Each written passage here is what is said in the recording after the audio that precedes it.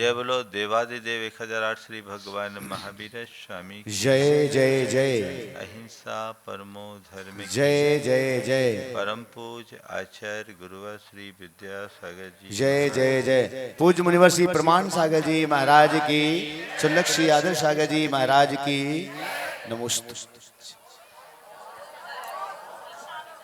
एक सेठ भगवान के मंदिर में जाकर भगवान के सामने शिकायत कर रहा था, हे भगवान, मैं तेरा इतना बड़ा भक्त, रोज सबसे पहले मैं तेरी पूजा करता हूँ, थाल भर भर करके बहुमूल्य रत्न चढ़ाता हूँ, लेकिन तू मेरी सुनता क्यों नहीं?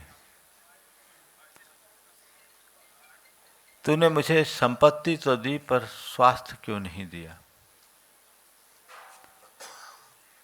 तुमने मुझे संतान तो दिया लेकिन स्नेह क्यों नहीं दिया, संस्कार क्यों नहीं दिया? हे भगवान, आखिर तू मेरी सुनता क्यों नहीं है?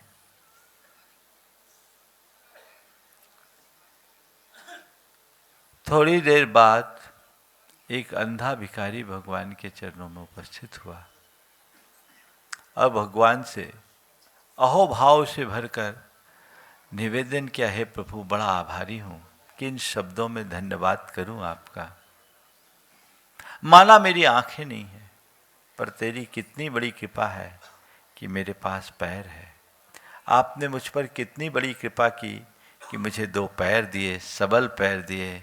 आज उन पैरों के बल पर मैं आपके चरणों में आकर मत्था टेक पाता हूँ। मैं भले आपको नहीं देख पाता, पर आप तो मुझे देख लेते हो, मेरा जीवन निहाल हो जाता।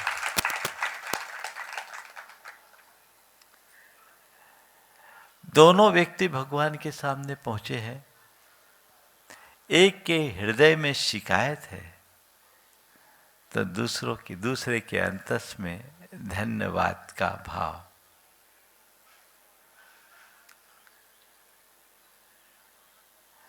अपने मन से पूछो, मैं भगवान के पास जाता हूं तो शिकायत लेकर जाता हूं या भगवान के चरणों में उन्हें धन्यवाद देने जाता हूं?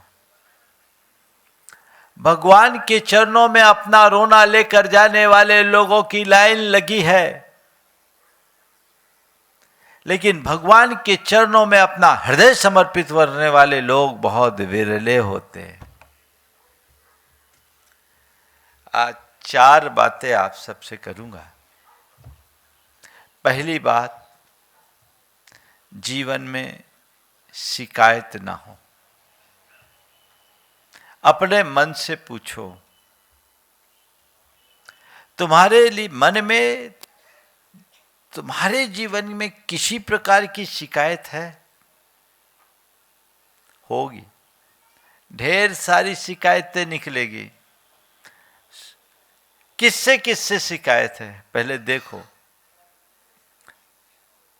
अपने जीवन से शिकायत, अपने जीवन की व्यवस्थाओं से शिकायत, अपने परिवार से शिकायत, बच्चों से शिकायत, परिजनों से शिकायत, इष्ट मित्रों से शिकायत। बोलो,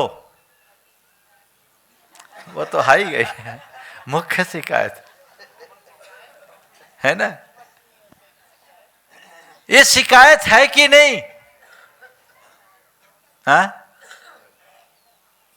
सच पूछो तो अपने दिन की शुरुआत शिकायतों से करते हो, और शिकायतें करते करते आदमी रात करता है, रात बिताता है।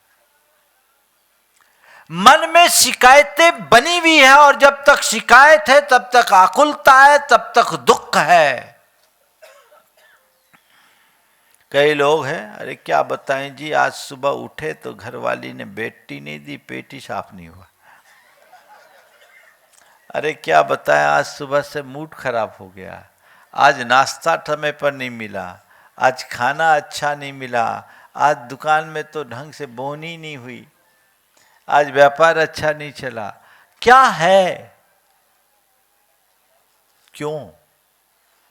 मन में शिकायतें क्यों? कभी आपने सोचा? अपने स्वास्थ्य को लेकर शिकायत हो, अपने संबंधों को लेकर शिकायत हो, अपनी संपत्ति को लेकर शिकायत हो, या अपने संपर्कों को लेकर शिकायत हो, जितनी भी शिकायतें हैं उन शिकायतों की जड़ क्या है? किस कारण शिकायत होती है? बोलो। एक तरफ शिकायत है, एक तरफ संतुष्टि। अगर मन में संतुष्टि है तो कोई शिकायत नहीं, और मन में असंतुष्टि है तो सिवाय शिकायत के और कुछ नहीं। शिकायतों का मूल क्या है? असंतुष्टि। व्यक्ति अपनी स्थिति से संतुष्ट नहीं दिखता, इसलिए रोना रोता रहता है। संत कहते हैं, अगर रोना रोते रहोगे तो सेठ ही जैसा बने रहोगे। उस सेठ से वो अंधा भिखारी अच्छा, जिसके हृदय में संतुष्टि है। और इसकी मूल वजह नकारात्मकता। तुम्हारे सोच की नकारात्मकता तुम्हें शिकायती बनाती है, और यह शिकायत तुम्हें जीवन भर परेशान करती है। आज से लक्ष्य बनाओ कि मैं अपने जीवन और जीवन की व्यवस्थाओं को, मैं अपने जीवन और जीवन की व्यवस्थाओं को सकारात्मक तरीके से देखूंगा, और जहां शिकायत है उसे समाप्त करूंगा, और उसकी जगह संतुष्टि का भाव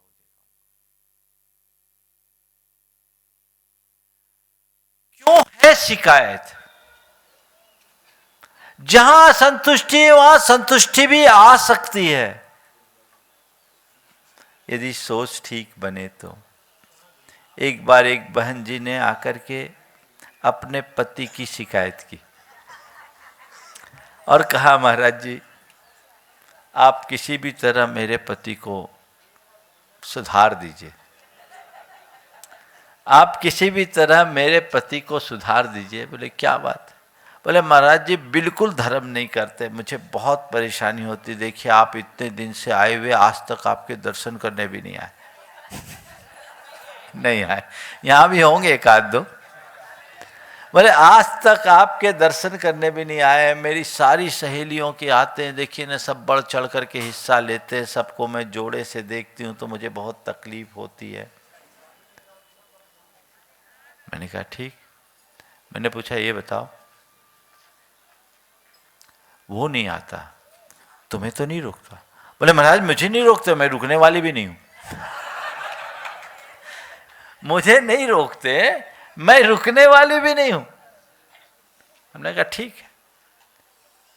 बोले महाराज मैं तो आ जाती हूं और शंका समाधान में मुझे बिल्कुल बिना रहा नहीं जाता, मैं तो खाना बना के रख देती हूं, अपने आप चुपचाप आके खा लेते।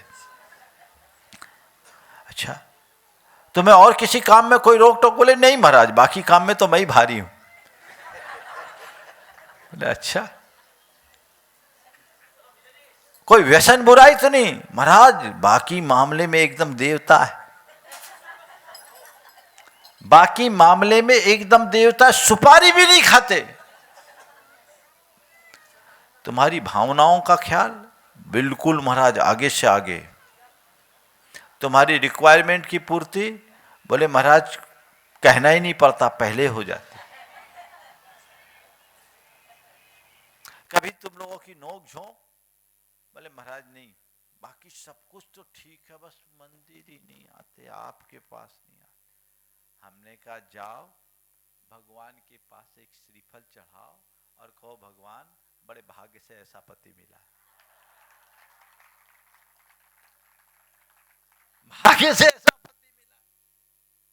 काश मैंने उससे पूछा, मान लो तुम्हारा पति खुद नहीं आता, तुम्हें रोकता होता तो तुम्हारा क्या होता? तुम्हारा पति शराबी कबाबी होता तो तुम्हारा क्या होता? तुम्हारा पति कोई कमाने वाला नहीं होता तो क्या होता? तुम्हारा पति तुमसे रोज लड़ाई झगड़ा करता तो तुम्हारा क्या होता? तुम्हारा पति तुम्हारे भावनाओं की कदर नहीं करता तो तुम्हारा क्या होता? और तुम्हारा पति यदि तुम्हारी रिक्वायरमेंट पूरी नहीं करता तो तुम्हारा क्या होता? कितना सीधा साधा पति मिला, उसके बाद भी शिकायत।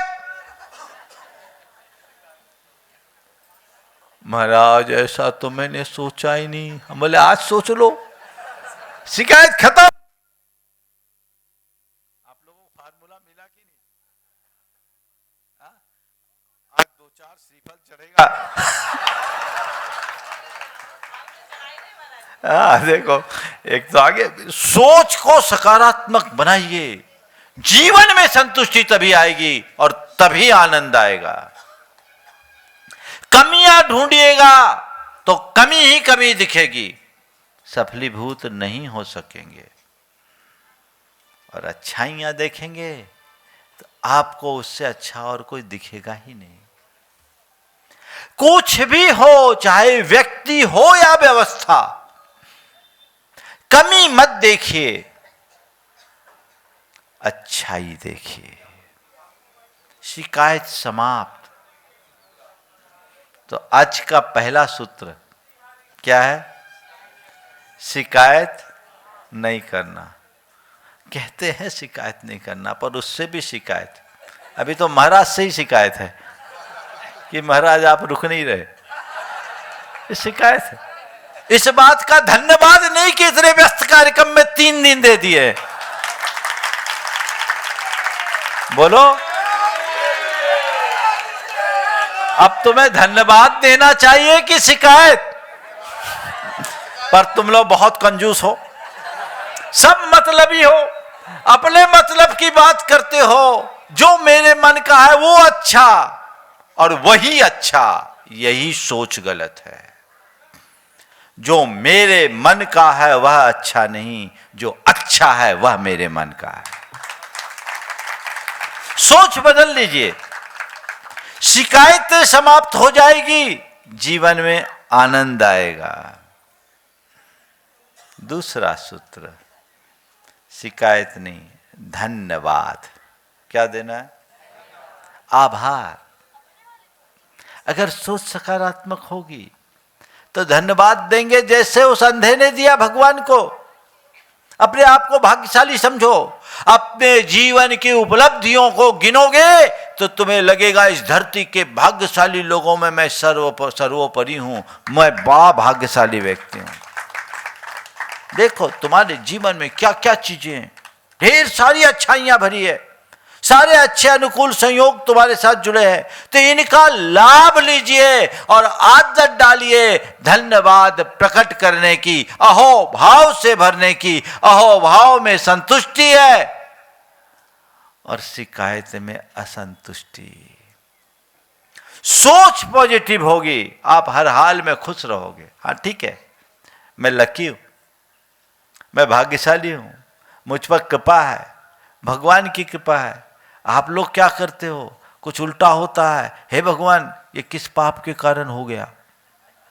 पर कभी कोई भगवान को अच्छा होने पर धन्यवाद देते? भगवान आपने बड़ी कृपा की, आज अच्छा हो गया। अच्छा हुआ तो मैंने किया, बुरा हुआ तो भगवान ने। इसलिए भगवान भी तटस्थ बने रहते हैं, जानते हैं कि ये शिकायत ही, इसकी बात सुनने में कोई मतलब नहीं है। सोच बदलिए, तय कीजिए, अब मैं कहीं किसी के प्रति शिकायत का भाव नहीं रखूंगा। शिकायतें समाप्त होते ही प्रेम प्रकट होता है, और जिसके प्रति प्रेम होता है ना, उसके शिकायत भी नहीं होती। प्रेम होता है तो शिकायत नहीं होगी, और शिकायत रहेगी तो प्रेम नहीं रहेगा। पति पत्नी दोनों आपस में बैठे, आज पति पत्नी की बात आ रही है, छेड़ दिया है। पति पत्नी दोनों बैठे, आखिरी महीना चल रहा था दिसंबर का। तो पत्नी ने एक प्रस्ताव रखा पति के सामने, और पति के सामने 2 डायरियां थी। बोली एक डायरी आप रखो, एक डायरी मैं रखता हूं, और एक काम करेंगे, कल से नया साल आने वाला है, आप मेरी जो भी शिकायतें होंगी वो आप लिखना, मेरी जो गलतियां होंगी वो आप लिखना, और आपकी जो गलतियां होंगी वो मैं लिखूंगी। फिर साल के अंत में हम लोग देखेंगे इस साल किसने कितनी गलती की। ठीक, साल पूरा हुआ, दोनों फिर मिले, बात आई डायरियां देखने की। पति ने कहा तुम डायरी दिखाओ, धर्म पत्नी ने डायरी आगे की। डायरी क्या था, क्या थी? शिकायतों का पुलिंदा। हर पन्ने में कुछ ना कुछ शिकायत, हर पन्ने में कुछ ना कुछ शिकायत, कोई भरे नहीं। पति प्रेम से एक एक पन्ना पलटे और मुस्कुरा के पढ़ते जाए, पूरे के पूरी डायरी को पलट दिया। और जब पूरी डायरी पलट दी, रख दिया, बोला आप अपनी डायरी दिखाओ। उसने अपनी डायरी धीरे से बढ़ा दी, पूरी डायरी बढ़ा दी। अब पत्नी हैरान, डायरी पलटे तो उसमें कुछ लिखा ही नहीं, पूरी डायरी खाली। अब वो एक एक करके पन्ना पलट रहे। उसने कहा मैंने पलटा, तुम भी पलटो। पलटा पलटा, पूरी पन्ना पलटने के बाद जब 31 दिसंबर के पन्ने पर आई तो उसमें एक वाक्य लिखा था, तुम्हारे प्रति होने वाले प्रेम ने मुझे तुम्हारी गलतियां देखने ही नहीं दी, तो क्या लिखूं। तुम्हारे प्रति उभरे प्रेम ने मुझे कोई गलतियां देखने ही नहीं दी, मुझे गलतियां दिखी ही नहीं, तो क्या लिखूं। बहुत बहुत धन्यवाद। ऐसा किया जा सकता है? बोलो। हाँ?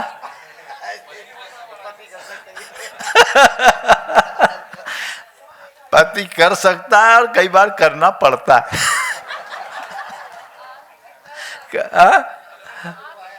अगले साल आएगा, करना पड़ता है। एक दफे मैंने ऐसे ही पूछा कि मान लो भोजन करने के लिए बैठो और सब्जी में नमक कम हो या ना हो, तो क्या करोगे? चुपचाप खा लोगे या शिकायत करोगे? चुपचाप खा लोगे कि शिकायत करोगे? तो एक ने कहा महाराज चुपचाप खा लूंगा। भरी सभा में कहा चुपचाप खा लूंगा। मैंने कहा बड़ी क्षमता है। मैंने कहा बड़ी क्षमता है। उसकी पड़ोस में उसका दोस्त बैठा था, बोले महाराज समता ममता छोड़िए, इसी में खैरियत है, नहीं तो वो भी नहीं मिलेगी। नहीं तो वो भी नहीं मिलेगी, वो भी गई। हृदय में प्रेम सकारात्मकता से बढ़ता है। एक फार्मूला बनाइए, जीवन का एक सूत्र बना लीजिए कि मुझे सब चीजों को सकारात्मक दृष्टि से देखना है। जहां शिकायत वहीं धन्यवाद उभरेगा। बात बात में शिकायत क्यों? और धन्यवाद सबको देना सीखिए। आज से तय कीजिए, कहीं भी हो, कोई भी हो, उसको मैं धन्यवाद दूंगा। थैंक्स गिविंग की प्रवृत्ति अगर आ गई, जीवन में एक अलग आनंद होगा। आप कभी किसी को धन्यवाद देते? आप घर से यहां तक आए, आपका ड्राइवर आपको लेकर आया, कभी धन्यवाद देने का मन हुआ? ईमानदारी से बोलना। आपको सलामत लेकर आया, जिसके हाथ में आपकी स्टीयरिंग है, थोड़ी चूक हो जाए खेल खत्म भी हो सकता है, लेकिन वो आपको सकुशल लाया है।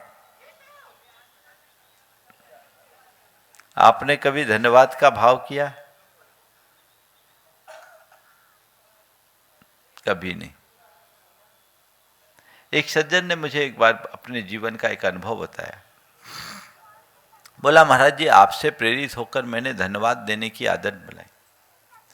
मैं मुंबई गया। मुंबई में मैं एक टैक्सी से गया और टैक्सी से उतरने के बाद जैसे ही मैंने ड्राइवर को धन्यवाद कहा कि भाई धन्यवाद, तुमने मुझे यहाँ तक छोड़ा, बहुत बहुत धन्यवाद।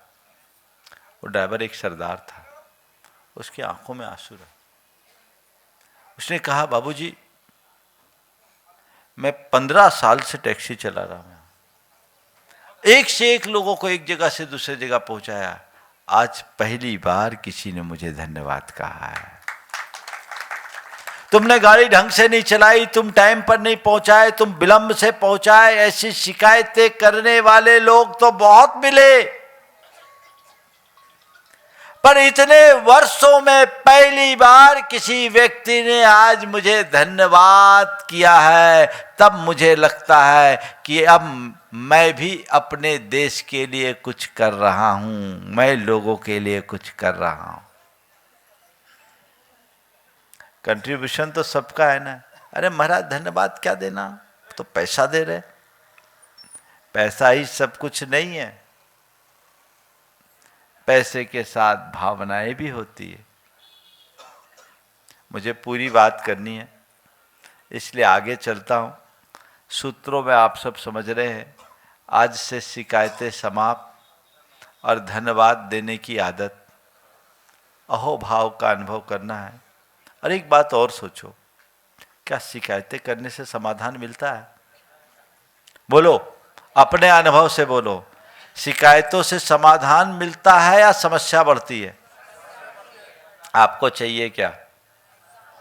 क्या चाहिए? तो समाधान किस में है?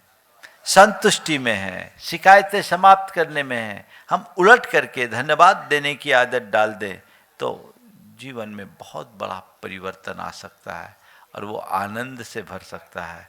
यदि सोच सही होगी तो सब कुछ ठीक होगा। तीसरी बात, फरियादी बनने की। कुछ लोग होते हैं, जीवन में कोई कष्ट आए, कोई संकट आए, कोई परेशानी आए, कोई मुश्किल घड़ी खड़ी हो, सीधे भगवान के पास अपनी फरियाद लेके चले जाते हैं। हे भगवान मुझे पार लगा दो, हे भगवान मेरे कष्टों का निवारण कर दो, हे भगवान मेरे दुखों को दूर कर दो, है ना। कुछ हो तो पहुंच गए भगवान के पास।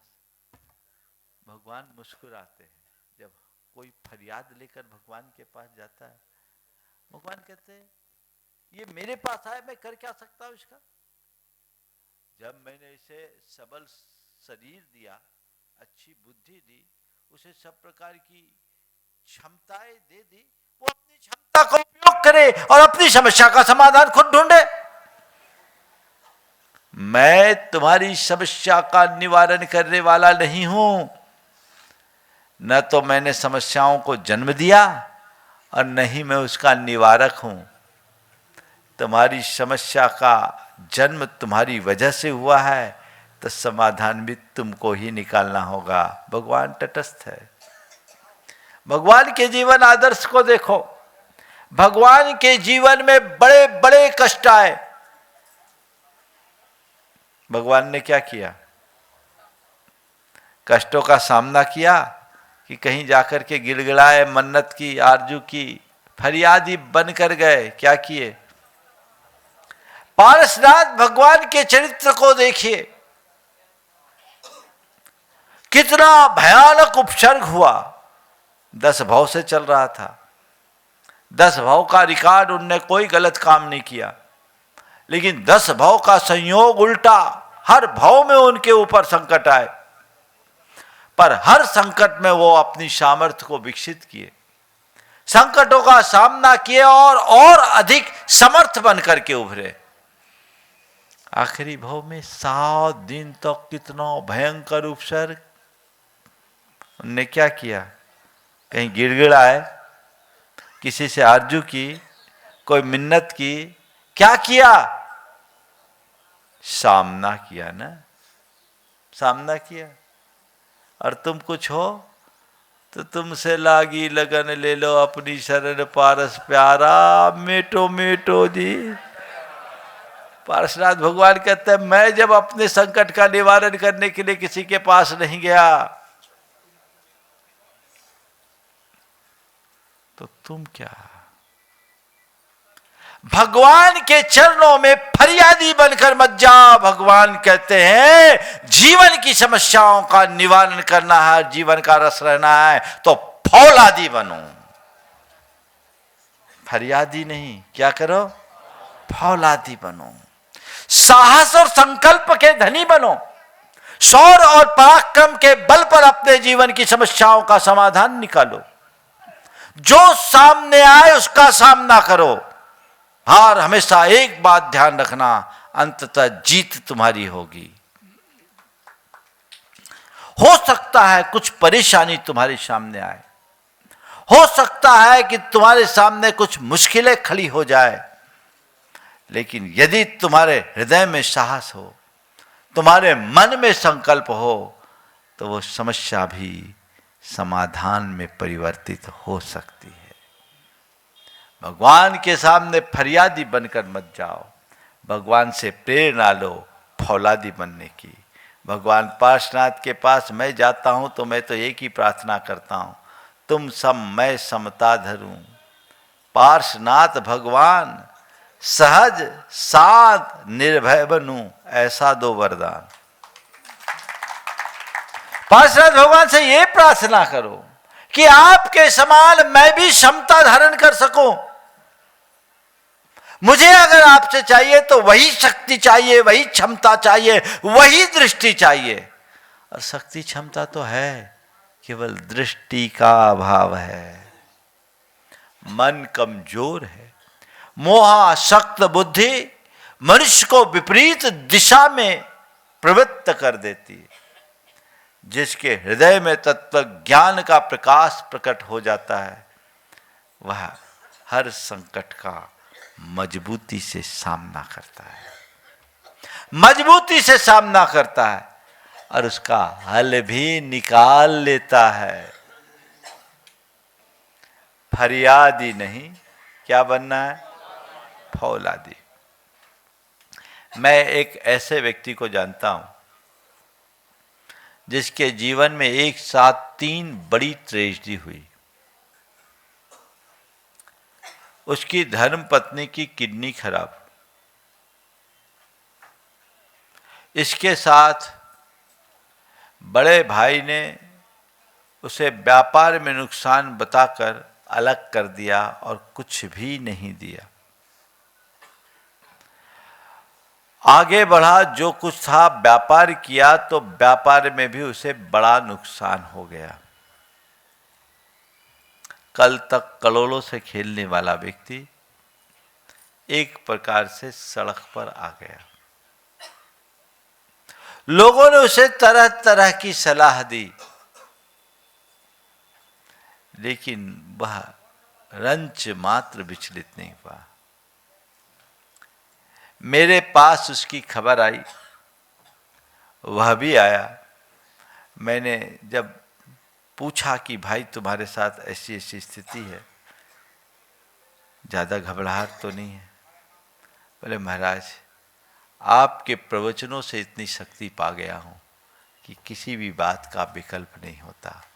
आप रोज कहते हैं कि जीवन में जो सामने हो उसका सामना करो। मैं भी सामना कर रहा हूँ। मैं ये मानता हूँ कि जो था वो भी मेरा नहीं था और है वह भी मेरा नहीं रहेगा। वो भी क्षणभंगुर था और ये भी क्षणभंगुर है। महाराज बीत जाएगा, कर्म का उदय आया, निकल जाएगा। मेरा तो आपसे इतना, मैं आपके प्रवचनों से इतनी प्रेरणा पा चुका हूँ कि मैं इस विश्वास में जीता हूँ कि मेरी आत्मा का एक प्रदेश भी इधर से उधर होने वाला नहीं है। जो कुछ भी हुआ है और हो रहा है वह महज संयोग है। जिस मनुष्य के हृदय में ऐसा तत्व ज्ञान होता है, वो बड़ी सी बड़ी बाधा में भी विचलित नहीं होता, वही फौलादी बनता है। और ज्ञान मनुष्य को फौलादी बनाता है। मजबूत बनिए, बी स्ट्रांग। अपनी समस्याओं का सामना खुद कीजिए। किसी के पास रोना रोने के लिए कोई लाभ नहीं है। रोना रोने से होगा क्या? थोड़ी बहुत कृत्रिम सहानुभूति प्रकट कर देगा, अंदर हंसेगा, और हो सकता है तुम्हारी मजबूरी का फायदा उठाने के लिए कोई जाल भी बिछा दे। इतने बड़े बड़े संकट सामने आने पर भी व्यक्ति के हृदय में स्थिरता कोई साधारण बात नहीं है, और उसने अपनी स्थिरता के बल पर समय बदलता है, चीजों को ठीक कर लिया, चीजों को ठीक कर लिया। आज उसका व्यापार भी ठीक है और पत्नी भी इलाज से ठीक हो गई, विचलित नहीं हुआ। अंतर होता है, चीजें बनती है, बदलती है। देखिए, एक फौलादी हृदय का एक उदाहरण और देता हूं। एक युवक मेरे संपर्क में, उसकी सगाई हुई। सगाई के बाद अचानक उसकी तबीयत बिगड़ी, क्रेटाइन का परसेंटेज बहुत बढ़ गया। डॉक्टरों ने कह दिया इसकी किडनी खराब है। लड़के ने अपनी होने वाली धर्मपत्नी से कह दिया कि अब मेरा जीवन जोखिम में है, अभी तो केवल सगाई हुई है, तुम किसी और को देख सकते हो, मैं नहीं चाहता कि मेरे पीछे तुम अपना जीवन बर्बाद करो। लड़की ने कहा कि मेरे तो बस आप ही पति हो और आप ही रहोगे, दूसरा कोई नहीं रहेगा। ये काम अगर शादी के बाद हो जाता तो क्या होता, अब मैं दूसरे के बारे में सोच भी नहीं सकती। लड़के ने अपनी तरफ से कोई कमी नहीं रखी। लड़के ने और लड़के के माता पिता ने लड़की के परिवार वालों को बता दिया। परिवार वालों ने लड़की को समझाना चाहा कि ये देख, इसकी ये रिपोर्ट है मेडिकल की, रिस्क है जीवन पर, कुछ भी हो सकता है, तुम अभी भी निर्णय ले लो, बदल जाओ। मैं कहता हूं उस लड़की में मुझे आधुनिक युग की मैना सुंदरी के दर्शन हुए। उस लड़की ने कहा नहीं, अब जो भी हो, जो मेरा भाग्य कराएगा वो हो जाएगा। आप लोग क्या बात करते हैं, संयोग को किसने देखा? अभी तो आप बीमारी की बात करते हैं, कल वियोग भी हो सकता है, विवाह होते ही वियोग हो जाता है। कईयों का ऐसा भी संयोग बना है, मैं विवाह करूंगी और उससे ही करूंगी, वो अड़ी रही। और लड़का भी कहा ठीक है, अगर करती हो तो मैं पूरा इलाज करा के विवाह करूं। लड़का भी ठीक हो गया, विवाह भी हो गया, गृहस्थी भी बस गई। यह है फौलादीपन का परिणाम,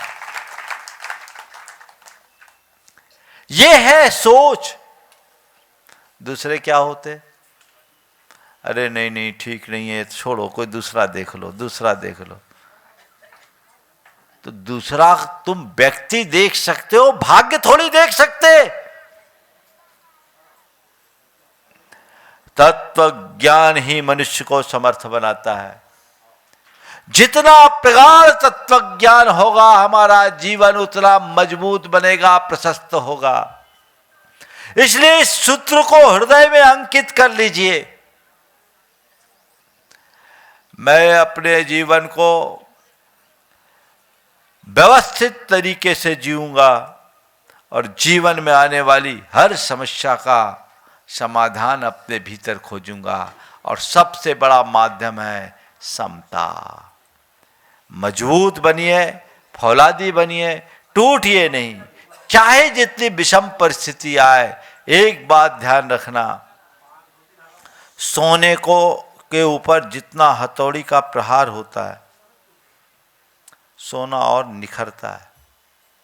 सोने पर हथौड़ी का प्रहार करने से सोना निखरता है, और कांच पर हथौड़ी मारने से कांच चकनाचूर हो जाता है। मैं आपसे केवल इतना ही कहता हूं, सोना बनो, कांच नहीं। परिस्थितियों की हथौड़ी पड़े तो दम को, चम को, टूटने से बचो, तो जीवन का पथ प्रशस्त होगा और अपने जीवन को आगे बढ़ाने में हम समर्थ होंगे। जो छोटी छोटी बातों से विचलित होते हैं, व्याकुल हो जाते हैं, वे कहीं के नहीं रहते। एक सूत्र याद रखो, मेरे हाथ में प्रयास है, परिणाम नहीं। प्रयास करना मेरा काम है, जो मुझे अंतिम क्षण तक करना है। परिणाम जो आए उसे सहज भाव से स्वीकार करना है। सब कुछ खो जाए, पर मुझे अपने जीवन की सहजता को खंडित नहीं होने देना है। तो आज से शिकायत की जगह धन्यवाद और फरियाद की जगह फौलादी बनने की दृष्टि अपने भीतर विकसित करे, जो हमारे जीवन को बेहतर बना सके। समय आप सबका हो गया, इसलिए यहीं पर विराम। बोलिए परम पूज आचार्य गुरुवर श्री विद्यासागर जी महाराज।